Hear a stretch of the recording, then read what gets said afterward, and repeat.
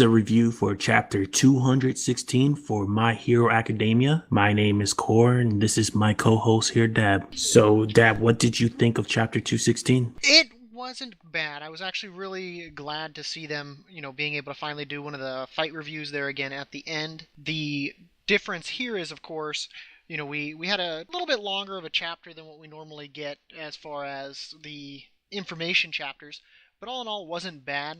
We, of course, started off the chapter kind of where the battle kind of left off there at the end at 2:15 with Shinzo kind of luring Deku in, trying to use the capture device to get him. We see that Deku was, of course, able to grab it and then go into a takedown from there. And it kind of shows, Deku's combat training that he's gone through and, of course, the fights he's been through with being able to avoid incoming attacks. And Shinzo's intelligence, of course, of luring him in. I know in our last video I had mentioned that he's running.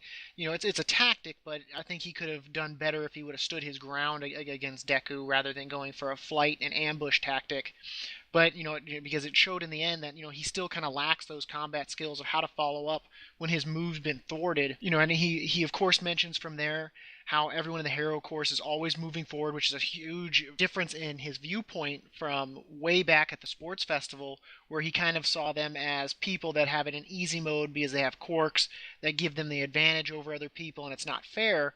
But now he kind of realizes that these people work very hard to be where they are and continue to work hard to progress. And of course, he's upset that he lost. He wanted to give Deku that fight that was, the next level of progression. And instead, he ended up losing to Deku like it was still the sports festival and like he hadn't done any training on his own, which is kind of being rough on himself for his abilities. All in all, he did fairly well for someone that's learning to use an item that's never been used by them before, a quirk that is very ambush style, and then having to stand ground to someone that's got a quirk that's very offensive and has gone through a lot of different fights that have really pushed him to his limits. Yeah, Shinso, awesome character development. This chapter, it really shows, like you said, it goes back to the chapters where he was really, kind of jealous of everyone's quirk being better than his, but I think he realizes now it's not exactly how powerful you are, it's how you use it in a team aspect. And there's going to be a lot of times where Shinzo's going to be in a team and not by himself, where his quirk is going to be key, and his quirk was key to stopping Deku.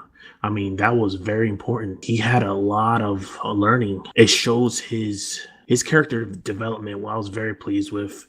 He was totally he came to realize a lot of things that you could tell as a reader he didn't realize before, and it was very satisfying, this chapter, thinking back to every time we've seen Shinzo. We of course also in this chapter got a recap of all the 5 different fights. Class A, of course, with 3 wins, 1 loss, and a draw, which the draw was kind of a rough loss for them. I take it as a loss because they probably had the advantage there, especially with the people they had.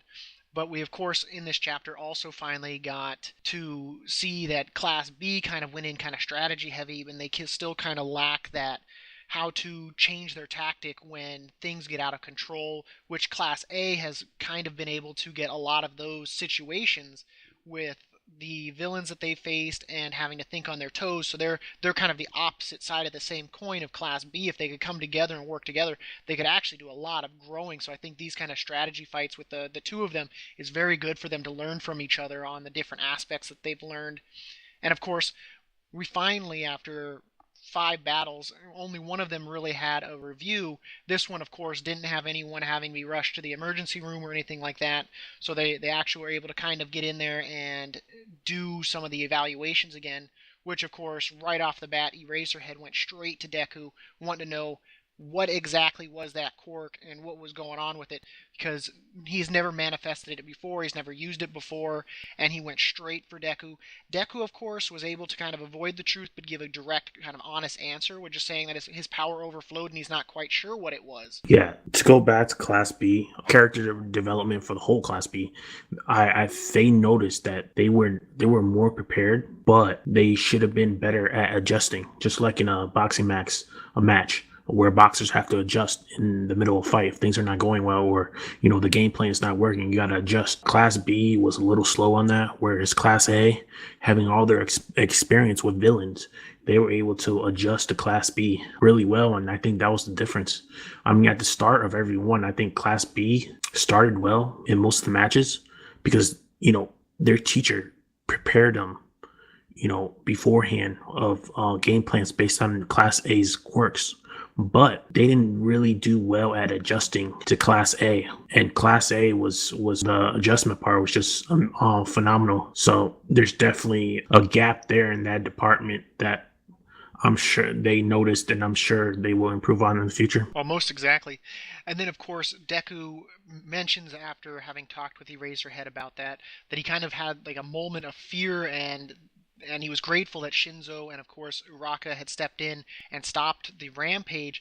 But he realizes his power isn't something that he needs to fear. That it is part of him, and it is something that he needs to develop and kind of take into himself and be proud of and go with. Not to try to fight the river, but to actually go with the flow of it, because it's really beneficial if he just realizes that he can't be scared of it.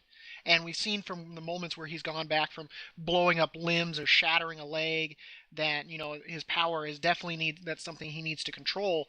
But seeing that development that he no longer needs to fear it, and that of course he's got the previous users there kind of backing him, supporting him, and are there to give him guidance is a good thing for him to have gotten with these chapters. And of course in this chapter him kind of being able to mention that. And then of course in this chapter we once again see Uraka getting all red in the face when she gets embarrassed. That once again that she pretty much dove right in at the first chance she got to be all over Deku, as you see Ashita mention. But that wasn't the case. She was just trying to save a friend. But she of course gets embarrassed because she was pretty much wrapped around Deku. And Shinzo stating that he didn't save Deku for any other reason than Uraka, but then also tries to take that back and says, well, he saw that his team was basically under siege from whatever the quirk that Deku was manifesting, so he took advantage of that. And then once again states that he wanted to fight Deku and win.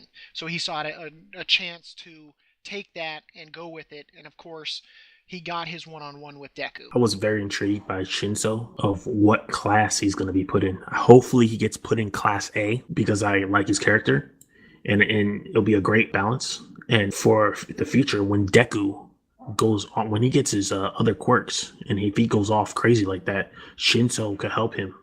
So I definitely think they're going to put him in Class A, but you never know. They might put him in Class B, especially they might put him in Class A just for extra reinforcements since Class A has been targeted so much in the past by the villains. So we'll see, we'll definitely see where he goes, but I'll be shocked if he gets put in Class B. I would think that he'd go to Class A1 because, of course, he's using Eraserhead's capture tool, and especially Eraserhead's tactic is very ambush style, since he can erase your quirk, and he's very quick to get in there, knock you out, do whatever he needs to do, because against quirks like mutation quirks, he can't do anything to them, so it's very ambush style. For Shinzo, once they know that he's the hero that uses brainwashing, they're not going to say anything. So he's very at the advantage if he's just standing in the shadows and says something to them and they, answer without really responding. Especially low-level thugs, they're not going to be thinking when they're like, "Who are you, punk?" and bam, brainwashed and they're done. And then of course with the class choice, I'd really like to see Class A because he's got some really strong opponents that he could learn from in there. As far as combat skills go, you got that in Bakugo, like we mentioned in 215.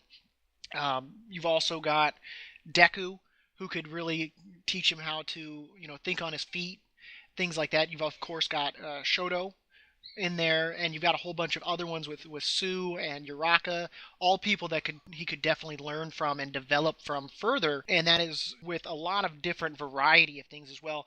Class B, I can see him learning more in-depth combat skills because Vlad seems like he's very much more of a fist fighter, even though I know he can hold people with his blood and stuff like that from what we saw when he took out Dobby. But I think he'd benefit more from Eraserhead skills than from them. And then their classmates, I mean, there's the girl with the vines, I guess he could kind of learn from her, but hers is still different in the way that she maneuvers it and what she can do with it compared to Shinzo. So I think Class A would be the definitive answer there. But we'll see. Coming chapters, I'm sure they'll release it probably in the next few arcs. It probably won't be immediate since they did mention that he wouldn't be starting it until his second year.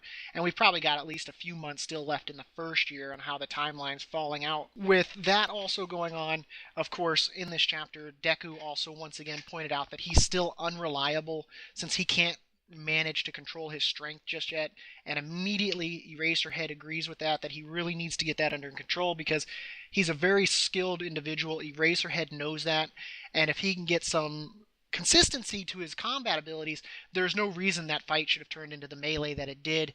Deku would have been easily able to go in there and handle all of them even before his team started moving.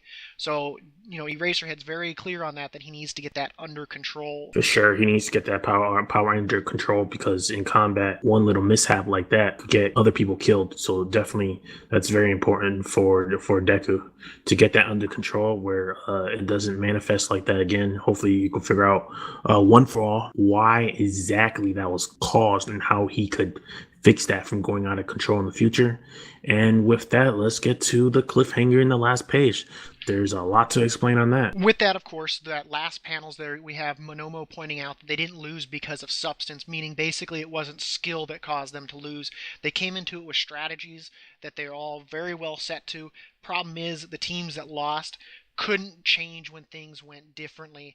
And he says that now that they know those things, that they could easily win again, which of course they say won't be happening because of course the class is ending. But the big thing here is the mentioning of that he held back because he was afraid that his limbs would explode from Monomu, which means he must have pulled off a one for all, which is very unusual, and we'll probably go way more in depth in that when we do our theory video.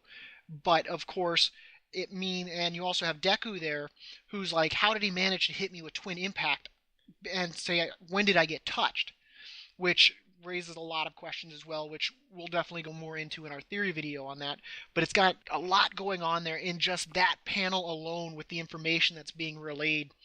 And then, of course, Eraserhead kind of probably throws out kind of some stuff that we'll be either seeing at the tail end of this arc or what's kind of going to be kind of probably the substance of next arc by asking Monomo to come with him to visit Eri. I imagine that he's going to have him copy the Quark so they can learn the upper and lower ends of what her capabilities are, so that way they can start training her, because I imagine they don't want to have to leave her trapped in a cage pretty much her whole life, worried that she's going to reduce people to nothingness by rewinding their time. So with those panels, a lot coming at us that we can see and a lot more we can learn. I would not be surprised if Deku asks Monomu in the future to try to copy him again. We're going to give our ratings for the chapters. For this chapter, and I gave it an 8 out of 10 because I was very happy with character development, especially with Deku and Shinso and the rest, and basically Class A, basically Class B, realizing what they need to improve on. And that cliffhanger in the end was very intriguing, which I look forward to in the future, learning about that being talked about. So yeah, 8 out of 10. It was a good chapter for me. How about you, Deb? I'd probably give it a 7.5 or an 8. It was a little bit of a slower chapter, of course. We had some of the funnier moments that we normally see in a lot of the other chapters and stuff like that. We got a lot of explanations on some things there. Saw character development, and of course, just in one panel alone, he gave us so much information, so we have a lot to look forward to. So I'd lean more probably towards the 8 side than the 7.5 side, but overall a great chapter, and the tail end of an arc doing still amazing arc. So I definitely lean more towards probably an 8 than anything. And that's the end of our review. Thank you for watching. And once again, make sure if you like what you heard, make sure to click the like button down at the bottom and subscribe.